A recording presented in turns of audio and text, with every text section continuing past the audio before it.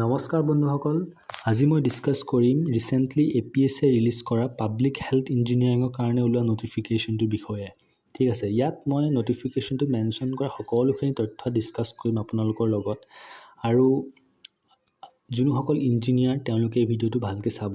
ঠিক আছে, বেলেগে ভিডিঅ'টো নাচালেও হ'ব, বা আপোনালোকৰ লগৰ যদি কোনোবা ইঞ্জিনিয়াৰ পাছ কৰি ওলাইছে, কোনোবা যদি গ্ৰেজুৱেশ্যন কৰিছে ইঞ্জিনিয়াৰিং বিভাগত, তেতিয়াহ'লে তেওঁলোকে ভিডিঅ'টো দেখাব। ঠিক আছে, আৰু এই যোনটো নটিফিকেশ্যনটো ওলাইছে সেইটো ওলাইছে আপোনাৰ চিভিল, ইলেক্ট্ৰিকেল, মেকানিকেল আৰু এনভাইৰমেণ্টেল ইঞ্জিনিয়াৰিঙৰ কাৰণে। ঠিক আছে, আৰু পষ্টটোৰ নাম হৈ গ'ল আপোনাৰ আৰ্বান টেকনিকেল অফিচাৰ। ঠিক আছে, পাব্লিক হেল্থ ইঞ্জিনিয়াৰিঙত। তো ব'লক ভিডিঅ'টো আৰম্ভ কৰিছোঁ। তো প্ৰথমতে আহিছোঁ আপোনাৰ যোনটো নেম অফ দ্য পোষ্ট মই অলৰেডি ক'লোৱেই। তাৰপিছত প্ৰথমতে আহিছোঁ আপোনাৰ চিভিলৰ কাৰণে। ঠিক আছে, চিভিল ইঞ্জিনিয়াৰৰ কাৰণে। তো টোটেল নাম্বাৰ পোষ্ট আছে আপোনাৰ 10টা।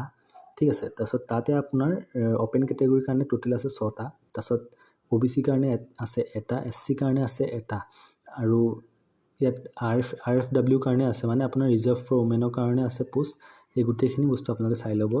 তো চিভিল ইঞ্জিনিয়াৰিং তাৰপিছত 10টা পোষ্ট, তাৰপিছত মেকানিকেল ইঞ্জিনিয়াৰিঙৰ কাৰণে আছে আপোনাৰ 16টা পোষ্ট, তাৰপিছত আপোনাৰ ইলেক্ট্ৰিকেল ইঞ্জিনিয়াৰিঙৰ কাৰণে আছে আপোনাৰ 11টা, আৰু এনভাইৰমেণ্টেল ইঞ্জিনিয়াৰিঙৰ কাৰণে আছে 6টা। ঠিক আছে, তাৰপিছত আহিছোঁ আপোনাৰ পে স্কেল। ঠিক আছে, যদি আপোনালোকে চাকৰিটো পায় তেতিয়াহ'লে আপোনালোকে পে স্কেল পাব 30,000ৰ পৰা 1,10,000।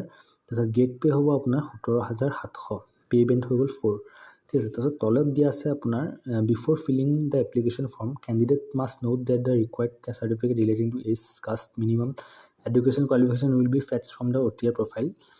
Candidates update the OTR profile.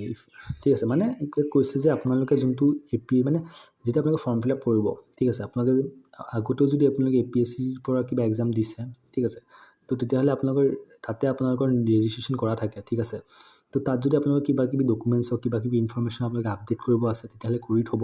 কাৰণ যেতিয়া আপোনালোকে এই পোষ্টটোৰ কাৰণে ফৰ্ম ফিল আপ কৰিব, তেতিয়া আপোনালোকৰ ইনফৰ্মেশ্যনখিনি সেই তাৰ পৰাই ফেটছ কৰা হ'ব। ঠিক আছে, তো কাৰোবাৰ যদি আপডেট কৰা নাই তেতিয়াহ'লে আপোনালোকে আপডেট কৰি ল'ব। ঠিক আছে, তাৰপিছত হৈ গ'ল আপোনালোকে এলিজিবিলিটি ক্ৰাইটেৰিয়া। তো এলিজিবিলিটি ক্ৰাইটেৰিয়া হ'বলৈ আপোনালোকে আপোনালোক পাৰ্মানেণ্ট ৰেচিডেণ্ট অফ আছাম হ'ব লাগিব। ঠিক আছে, আৰু তাৰ কাৰণে আপোনালোকে প্ৰুফ দিব লাগিব, মানে PRCখন আপোনালোকে ছাবমিট কৰিব লাগিব। PRC নহ'লে আপোনাৰ স্লেছ দিয়া আছে এমপ্লয়মেণ্ট এক্সচেঞ্জ চাৰ্টিফিকেট। ঠিক আছে, সেই দুখন ভিতৰত আপোনালোকে এখন দিলেই হ'ল। তাৰপিছত হৈ গ'ল আপোনালোকৰ নেচেচাৰী ডকুমেণ্টছ, মানে কোনখিনি ডকুমেণ্টছ লাগিব।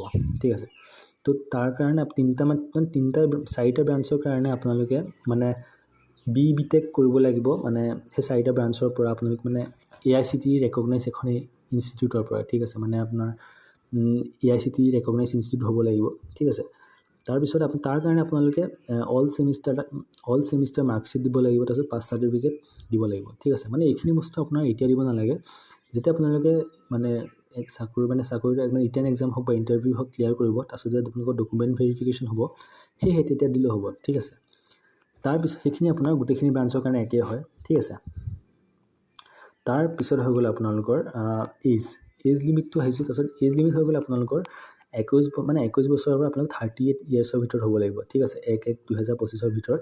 আৰু তাৰপিছত ৰিলেক্সেশ্যন আছে আপোনাৰ ST SC কাৰণে 5 বছৰ। তাৰপিছত OBC MOBC কাৰণে হৈ গ'ল আপোনাৰ 3 বছৰ। তাৰপিছত আপোনাৰ এক্স ছাৰ্ভিচমেনৰ কাৰণে মানে 50 বছৰৰ অধিক হ'ব নালাগিব। ঠিক আছে, তাৰপিছত এক্স ছাৰ্ভিচমেনতো বিভিন্ন ধৰণৰ মানে ছাব কেটেগৰী আছে, মানে তাতো আপোনাৰ মানে OBC কাৰণে 3 বছৰ আছে। ঠিক আছে, এইখিনি আপুনি চাই ল'ব। তাৰপিছত PWD কাৰণে আছে, এইখিনি চাব। তাৰপিছত এজ প্ৰুফৰ কাৰণে মানে আপোনালোকৰ ক্লাছ 10, ক্লাছ 12 মানে এডমিট কাৰ্ড বা পাছ চাৰ্টিফিকেট, মাৰ্কশ্বিট তেনেকুৱা ছাবমিট কৰিব লাগিব। ঠিক আছে, তাৰপিছত সেইকেইখনৰ বাহিৰে মানে বেলেগ তেওঁলোকে ছাবমিট বেলেগ দিলে নহ'ব। ঠিক আছে, মানে এডমিট কাৰ্ড, পাছ চাৰ্টিফিকেট বা মাৰ্কশ্বিট দিব লাগিব। তাৰপিছত PWD কেণ্ডিডেটছৰ কাৰণে আপোনালোকে নেচেচাৰী ডকুমেণ্টছ দিব লাগিব। আপোনালোক মানে শাৰীৰিকভাৱে অক্ষম, কিমান শতাংশ অক্ষম, এই গোটেইখিনি থকা। ঠিক আছে, তাৰপিছত হৈ গ'ল আপোনাৰ গভৰ্ণমেণ্ট এমপ্লয়িজ যদি আপোনালোক চৰকাৰী চাকৰিয়াল হয়, তেতিয়াহ'লে আপোনালোকে নন অবজেকশ্যন চাৰ্টিফিকেট এখন ছাবমিট কৰিব লাগিব। ঠিক আছে, তাৰপিছত 11 নম্বৰ পইণ্টত আছে আপোনাৰ স্মল ফেমিলি নৰ্মছ। ঠিক আছে, এখন ফৰ্ম হয়, যোনখন আপোনালোকে ডাউনলোড মানে APSC ৱেবছাইটত পাব। ঠিক আছে, যদি আপোনালোকক লাগে কমেণ্ট কৰিব, মই দি দিম কমেণ্ট ছেকশ্যনত। ঠিক আছে, তো সেই ফৰ্মখন আপোনালোকে উলিয়াব APSC ৱেবছাইটৰ পৰা, বা মোক কমেণ্টত কৰিলেও মই দি দিম আপোনালোকক। উলিয়াই পেলাই আপোনালোকে সেইখন ফৰ্ম ফিল আপ কৰিব। ফিল আপ কৰাৰ পিছত আপোনালোকে সেইখন ছাবমিট কৰিব লাগিব, ঠিক আছে। তাৰপিছত হৈ গ'ল আপোনালোকে ষ্টাৰ্টিং ডেট এতিয়ালৈকে ষ্টাৰ্ট হোৱা নাই, ষ্টাৰ্ট হ'ব আপোনাৰ 5 আপোনাৰ ছেপ্টেম্বৰত আৰু হ'ব আপোনাৰ মানে 25 তাৰিখলৈকে থাকিব, ঠিক আছে। তাৰপিছত লাষ্ট ডেটৰ পে'মেণ্টৰ লাষ্ট ডেটটো আপোনাৰ দুদিন বেছিকৈ আছে, 27 তাৰিখৰ আগত কৰিলে হ'ল, ঠিক আছে। মই এটা ভিডিঅ' বনাম এপ্লাই কেনেকৈ কৰে, তো চেনেলটো আপোনালোকে ছাবস্ক্ৰাইব কৰি থ'ব। তাতে আপোনালোকে ভিডিঅ'টো পাব কেনেকৈ এপ্লাই কৰিব, ঠিক আছে। এপ্লিকেশ্যন ফিজটো আছে আপোনাৰ, এপ্লিকেশ্যন ফিজটো হৈ গ'ল জেনেৰেলৰ কাৰণে আপোনাৰ 297, OBC MOBC কাৰণে 197, তাৰপিছত ST SC কাৰণে 47 ৰুপিজ দিলে হ'ল, ঠিক আছে। তাৰপিছত এটা কথা লিখিছে যে মানে যদি আপোনালোক মানে ST SC OBC MOBC বা BPL PW কেণ্ডিডেটছ হয়, তেতিয়াহ'লে আপোনালোকে যদি ফ্ৰী ৰিলেক্সেশ্যন পাব বিচাৰে তেতিয়াহ'লে আপোনালোকে যোনখন কিবা মানে এখন কাৰ্ড থাকে, ঠিক আছে, চাৰ্টিফিকেট থাকে BPL কাৰ্ড, সেইখন আপোনালোকে ছাবমিট কৰিব লাগিব, ঠিক আছে। তাৰপিছত আৰু এটা লিখিছে যে fees once paid cannot be refunded, মানে আপোনালোকে এবাৰ যদি পে'মেণ্টটো কৰি দিয়ে আপোনালোকে সেইটো পে'মেণ্ট মানে আকৌ ঘূৰাই নাপাব, ঠিক আছে।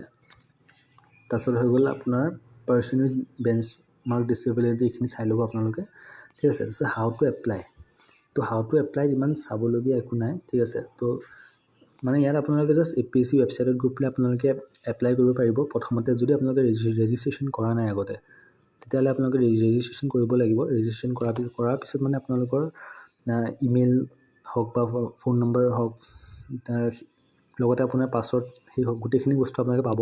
তাৰপিছত আপোনালোকে লগ ইন কৰি পেলাই আপোনালোকে বস্তুখিনি এপ্লাই কৰিব লাগিব, ঠিক আছে। তাৰপিছত আহিছোঁ আপোনালোকে এপ্লাই কৰাৰ আগত আপোনালোকে কিছুমান ডকুমেণ্টছ, ঠিক আছে, সেইখিনি সময়ত আপোনালোকে ছাবমিট কৰিব লাগিব মানে এপ্লাই কৰোঁতে। তো সেইখিনি বস্তু আপোনালোকে আগতে ৰেডি কৰি ল'ব, ঠিক আছে। তো সেইটো হৈ গ'ল আপোনালোকৰ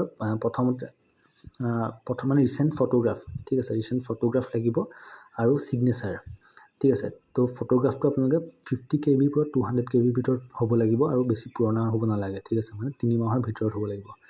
আৰু ছিগনেচাৰটো হ'ব লাগিব 50 KB পৰা 200 KB, ঠিক আছে। আৰু যোনখিনি মানে আপোনালোকে PDF ফৰ্মেটত দিব লাগিব কিছুমান বস্তু, যেনে আপোনাৰ এডুকেশ্যন কোৱালিফিকেশ্যন যদি তেওঁলোকে বিচাৰে তেতিয়াহ'লে আপোনালোকে দিব লাগিব।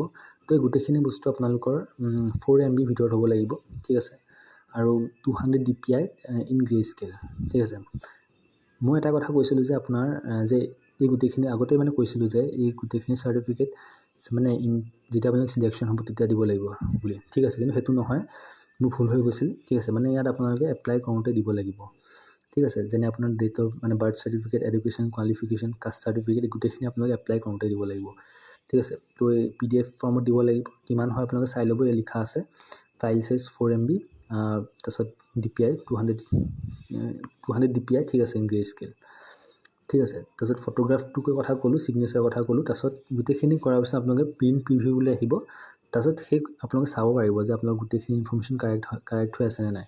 যদি কাৰেক্ট হৈ আছে আপোনালোকে ছাবমিট কৰি পেলাই মানে এপ্লিকেশ্যনখন ছাবমিট কৰি দিব পাৰে, ঠিক আছে। তো সেইটোৱে আছিলে। আৰু এটা কথা যে চিলেবাছটো ইয়াত তেনেকৈ মেনশ্যন কৰা নাই, ঠিক আছে। চিলেবাছটো আৰু তেওঁলোকে হয়তো উলিয়াবও পাৰে যে চিলেবাছ কি আছে, কিন্তু যদি চিলেবাছটো তেওঁলোকে মেনশ্যন নকৰেও তেতিয়াহ'লেও আপোনালোকে মানে যোনখিনি আপোনালোকে আগতেও এক্সাম দিছে হয়, তো মানে সেই চিলেবাছে তেনেকুৱাই হ'ব, জেনেৰেল আপোনালোকৰ মানে যোনখিনি ইম্পৰ্টেণ্ট ছাবজেক্টছ হয়, ঠিক আছে। তো সেইখিনি বস্তু আপোনালোকে চাই থাকিব এতিয়াৰ পৰাই। আৰু চিলেবাছটো যদি তেওঁলোকে উলিয়ায় কি চিলেবাছ আহিব, তো তেতিয়া মানে যোনখিনি ছাবজেক্ট আপোনালোকৰ বহুত বেছি ইম্পৰ্টেণ্ট হয় সেইখিনি আপোনালোকে এতিয়াৰ পৰাই চাব, ঠিক আছে। যেতিয়া চিলেবাছটো তেওঁলোকে উলিয়াব, ঠিক আছে, অফিচিয়েলি তেওঁলোকে উলিয়াব, সেই তেতিয়া আপোনালোকে যদি আপোনালোকে কিবা চোৱা নাই সেই তেতিয়া চালেও হ'ব, ঠিক আছে। তো চিলেবাছটো লৈ ইমান টেনশ্যন ল'ব নালাগে, চিলেবাছটো চবেই গম পায় কোনখিনি চিলেবাছ হয়, ঠিক আছে। তো এতিয়া আছিলে ভিডিঅ'টো। আৰু এটা লাষ্টত দিয়া আছে আপোনালোকৰ যে চেণ্টাৰ কি পৰিব, ঠিক আছে।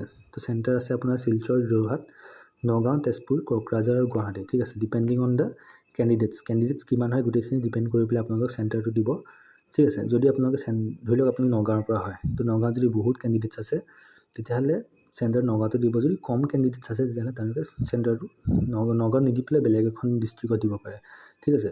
তো সেইটোৱে আছিলে ভিডিঅ'টো। তো ভিডিঅ'টো ইমানে আছিলে। যদি ভিডিঅ'টো চাই ভাল পালে তেতিয়াহ'লে ভিডিঅ'টো লাইক কৰিব, চেনেলটো ছাবস্ক্ৰাইব কৰি ল'ব। অকল মই ইঞ্জিনিয়াৰিঙৰ ভিডিঅ' নিদিওঁ আৰু বহুত কিবা কিবি ভিডিঅ' দি থাকোঁ, আপোনালোকে চাব পাৰে, ঠিক আছে। তো ভিডিঅ'টো ইয়াতে সামৰণি মাৰিছোঁ। ধন্যবাদ।